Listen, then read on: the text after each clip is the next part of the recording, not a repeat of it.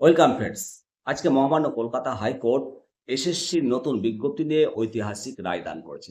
পেছনে সেই রায় দান করার পর সংবাদ মাধ্যমে যে খবর প্রকাশিত হয়েছে সেটা আপনাদের সামনে তুলে ধরেছি। দেখুন, রায়ে কলকাতা হাইকোর্টের যেটা অবস্থান, যেটা রায় দান করেছে, মূল কথা হলো দাগি বা চিহ্নিত অযোগ্য প্রার্থীদের নিয়োগ প্রক্রিয়া থেকে বাদ দিতে হবে।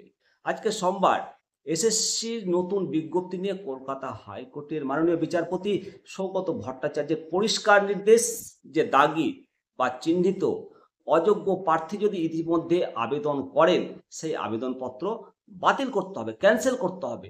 এবং হাইকোর্ট স্পষ্ট জানিয়েছে যে সুপ্রিম কোর্টের নির্দেশ মেনে নিয়োগ প্রক্রিয়া শেষ করতে হবে এবং 30শে মে এসএসসি যে বিজ্ঞপ্তি দিয়েছিল তাকে সামনে রেখে নিয়োগ প্রক্রিয়া চালিয়ে যেতে পারবে। বিজ্ঞপ্তির বাকি অংশ কোনো হস্তক্ষেপ করেনি আদালত।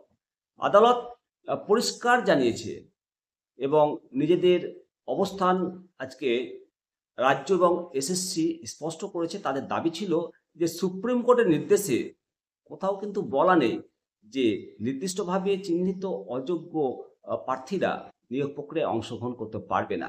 তখন মাননীয় বিচারপতি বলেন যে কমিশনের কাছ থেকে এই ব্যাখ্যা প্রত্যাশিত নয়। অর্থাৎ মাননীয় বিচারপতি সন্তুষ্ট হতে পারেনি কমিশনের ব্যাখ্যাতে। তারপর হাইকোর্ট জানালো শুধু দাগি বা চিহ্নিত অযোগ্যদের নিয়োগ প্রক্রিয়া থেকে বাদ দিতে হবে এবং 30শে মে এসএসসি যে বিজ্ঞপ্তি দিয়েছিল এই বিজ্ঞপ্তিতে আদালত হস্তক্ষেপ করবে না। শুধু দাগি বা চিহ্নিত অযোগ্যদের নিয়োগ প্রক্রিয়া থেকে বাদ দিতে হবে। নিঃসন্দেহে ঐতিহাসিক রায় মহামান্য কলকাতা হাইকোর্টের। অবশ্যই দর্শক আপনাদের মতামত কমেন্ট সেকশনে করবেন। জয় হিন্দ, বন্দে মাতারাম, ভারত মাতা কি জয়।